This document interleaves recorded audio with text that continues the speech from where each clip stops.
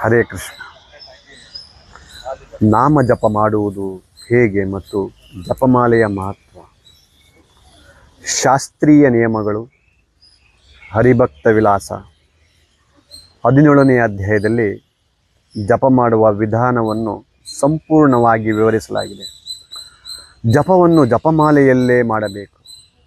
ಮಾಲೆಯಲ್ಲಿ 108 ಮಣಿಗಳು ಮತ್ತು ಒಂದು ಮುಖ್ಯ ಮಣಿ ಇರಬೇಕು. ಅದನ್ನು ಸುಮೇರು ಮಣಿ ಎಂದು ಕರೆಯಲಾಗುತ್ತದೆ. ಒಂದು ಸುತ್ತು 108 ಮಣಿ ಪೂರ್ಣಗೊಂಡ ನಂತರ ಮೇರುಮಣಿಯನ್ನು ದಾಟಬಾರದು. ಹಾಗೆ ಮಾಡಿದರೆ ಪೂರ್ಣ ಫಲ ಸಿಗುವುದಿಲ್ಲ. ಮಾಲೆಯನ್ನು ತಿರುಗಿಸಿ ಮೊದಲ ಮಣಿಯನ್ನಾಗಿ ಮಾಡಿಕೊಂಡು ಮುಂದಿನ ಸುತ್ತನ್ನು ಪ್ರಾರಂಭಿಸಬೇಕು. ಜಪ ಮಾಡುವಾಗ ತೋರು ಬೆರಳು ಮಾಲೆಗೆ ತಾಗಬಾರದು. ಡಿಜಿಟಲ್ ಕೌಂಟರ್ ಬದಲು ಜಪಮಾಲೆಯನ್ನು ಏಕೆ ಬಳಸಬೇಕು? ಕೌಂಟರ್ ಬಳಸಿದರೆ ಶಾಸ್ತ್ರೀಯ ನಿಯಮಗಳನ್ನು ಪಾಲಿಸಲು ಸಾಧ್ಯವಿಲ್ಲ. ದೀಕ್ಷೆಯ ಸಮಯದಲ್ಲಿ ಗುರುಗಳು ನೀಡುವ ದೀಕ್ಷಾ ಮಾಲೆಯಲ್ಲೇ ಜಪ ಮಾಡಬೇಕು.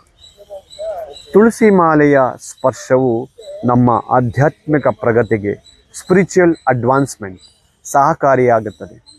ಬ್ರಹ್ಮ, ಶಿವ, ಸರಸ್ವತಿ ಹಾಗೂ ನಮ್ಮ ಎಲ್ಲ ಆಚಾರ್ಯರುಗಳು ಜಪಮಾಲೆಯನ್ನೇ ಕಾಣಬಹುದು. ಇದು ಕೇವಲ ಹೊಸ ತಂತ್ರಜ್ಞಾನದ ವಿಷಯವಲ್ಲ. ನಮ್ಮ ಗೋಸ್ವಾಮಿಗಳು, ಆಚಾರ್ಯರು ಮತ್ತು ಸನಾತನ ಪರಂಪರೆ ಕಲಿಸಿಕೊಟ್ಟಿರುವ ಪದ್ಧತಿಗಳನ್ನು ನಾವು ಬದಲಿಸಬಾರದು. 108 ಮಣಿಗಳ ಮಹತ್ವ. ಕೌಂಟರ್ ಬಳಸಿದರೆ ಪ್ರಗತಿಯಾಗಬಹುದು, ಆದರೆ ಜಪಮಾಲೆಯಿಂದಾದ ಇನ್ನಷ್ಟು ಹೆಚ್ಚುತ್ತದೆ.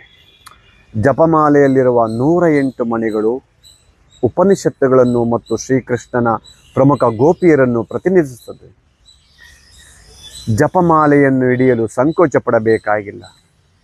ಸಾರ್ವಜನಿಕವಾಗಿ ಜಪಮಾಲೆ ಹಿಡಿಯಲು ಹಿಂಜರಿಯುವ ಅಗತ್ಯವಿಲ್ಲ.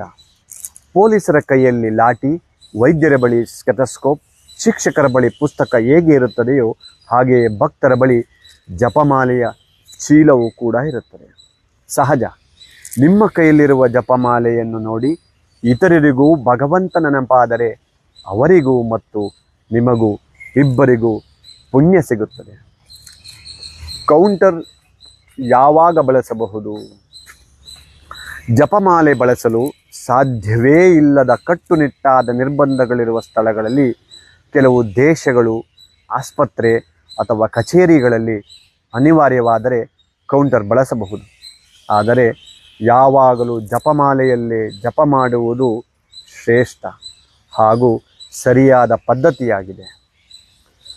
108 ಬಾರಿ ಜಪ ಮಾಡಿ ನಮಗೆ ಭಗವಂತನ, ನಮ್ಮ ಹೃದಯದಲ್ಲಿರುವ ಕಲ್ಮಶಗಳು ನಾಶವಾಗುತ್ತವೆ. ದಯವಿಟ್ಟು ಜಪಿಸಿ. ಹರೇ ಕೃಷ್ಣ.